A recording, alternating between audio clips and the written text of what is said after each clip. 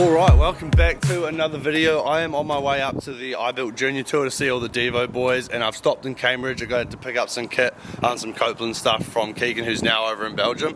So I am at the massive Avantidrome here in Cambridge, and apparently the weather's meant to be absolutely terrible in Auckland on our way there, so I'm going to stop here and we're going to finally take the BMC Road Machine for its first ride. So I have done a few things to the Road Machine since the last video, the unboxing, just to kind of make it suit me a little bit better, but it is still completely stock. Everything on it, as you see, is what came out of the box. I haven't changed anything yet other than put some BBB bottle cages on from the shop. The one big change that you can probably see that I already made is I shortened all of the cables here. So basically before we wrapped the bars, that's why I didn't wrap the bars in the last video, took it to the shop, we cut it all and pulled them through a little bit longer just to make it look a little bit nicer on the eyes. The front one could probably still be a little bit shorter because that one doesn't have to stretch with the bars, but the other one looks way better, especially for an externally routed bike. Especially from this angle, still looks pretty sick. Other than that, the stem is a 100mm BMC stem. I usually run a 140, so I've got the saddle right back on the rails there, which is a little bit annoying. So in the next upgrade video, we're definitely going to do bars and stem, because the bars as well come stock and they are a 42, which is 4 centimeters wider than I would normally run a 38. So to sort of counter that, I've just put the shifters in slightly to kind of make it feel like it's a little bit narrower than it is. Other than that, I've put the stem to exactly the same height as I have it on my wind space.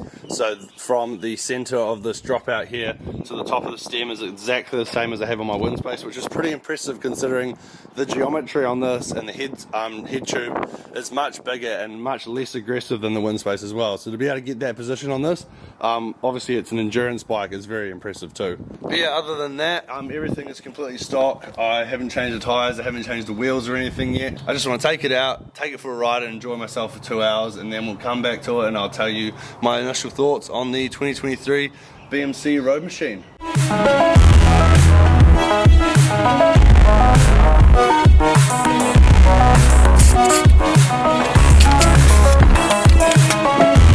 Alright, it's literally like, I think it's like 7 or 8 degrees, so it's pretty cold.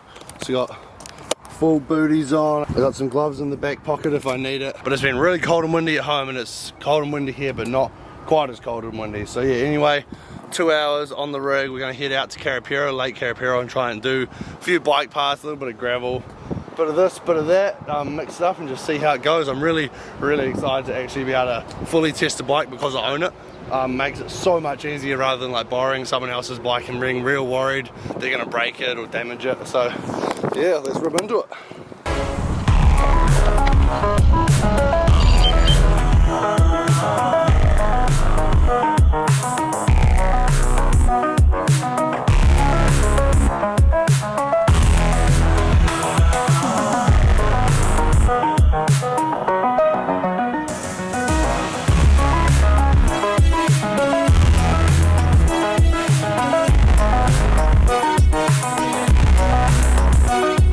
Righto, 5k's in, the seat is definitely too low, so I'm just gonna put that up a little, about maybe 1 or 2 mil, and then we should be good to go.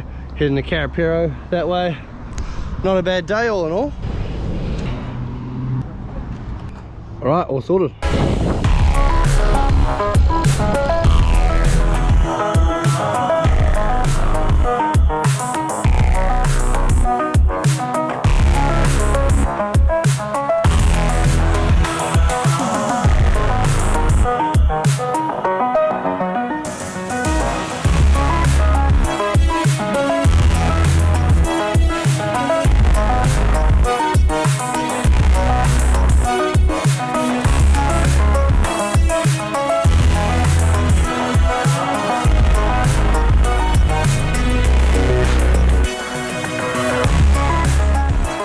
Day's kind of got away on me, but that's an hour 25, 41 k's, not too bad. We'll do one little blat around the pump track. Obviously it's important to see how the Road Machine is going to fare around the Cambridge pump track, and then we better get going.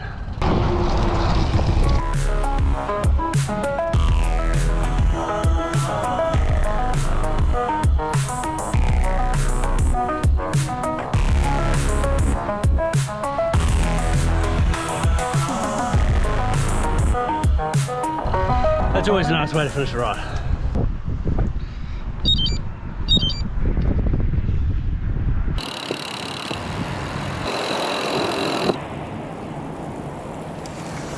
Alright, my initial thoughts on the BMC ROADMACHINE 5 2023.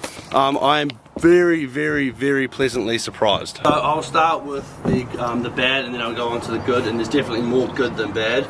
But my initial theory is, like, when you get out of the saddle and when you're going up steep pinches, these wheels are very good for training. You're gonna get very fit on them. But yeah, they are not fast, and they are you can almost feel how heavy they are. They're just like Mavic alloy rims, obviously disc. Definitely nothing fancy, and they are very heavy. They roll good, they feel nice when you're on the flat and when you're going a little bit of tailwind behind you. Anything super steep or that has a pinch in it, these wheels are definitely not very fast. But that does very much excite me, because in the next video I've already decided now I'm going to put my Windspace Hyper 50s on here, and they're tubeless with GP 5000s, and I feel like that is going to change the entire feel of this bike. So I'm very excited to put those on there, and I think it's going to change the look of it as well, which is cool. And then the second thing that I'm not so happy with is definitely the bars. These bars suck. They're 42s, and they've got this really weird drop where they like come out here and they start dropping before they come to the end of the bar. So like your hand's got something here and then something also at the back of it holding it in, which I do not like. I like to have the top of my shifter flat with the top of the bar, so I'm going to have to bring those up, and that's also going to make the bike look a little bit silly, because then the shifter would almost be pointing like this, not straight down at the ground, which I don't like. So yeah, definitely in the next video, need a longer stem, and these bars are going to be going straight away. The frame is really stiff. There's a little test that you can do when you're going downhill, you got some speed. Literally just start shaking your bars like this, and you'll see the top tube sort of shake and flex a little bit, and it really it's really stiff bike. Out of all the things, they have some decent sprints and some uphill and some flat sprints. But yeah, I'm really impressed with this frame. I would happily put some nice bars on this and put some 50mm rims on this, and I would race this in the weekend 100%, no problem. Other than that, the saddle's all good. There's nothing wrong with that. I actually found it quite comfortable. And the 105 DO2 is absolutely phenomenal. I wouldn't even know, when you look down and you're shifting, I wouldn't know that this is an Ultegra DO2 12-speed. It's like absolutely no idea. Yeah, it weighs a little bit more. It doesn't look quite as cool, but I genuinely, hand on heart, think this is one of the best group sets out for the money. The only thing on the group set that I would change, the rotors aren't that good for the brakes, and the rear cassette is a little bit cheap. But other than that, absolutely phenomenal group set. Shifts exactly the same as the Ultegra, and they've done such a good model. It's really good that like entry-level bikes and entry-level group sets come and they shift this well. It's very impressive. But yeah, other than that, if you have any more questions or any videos that you want me to do and upgrades on this bike, please leave them in the comments below. But if you did enjoy this bike and you're looking forward to more videos on this bike in the future, please subscribe to the channel and like this video if you are new.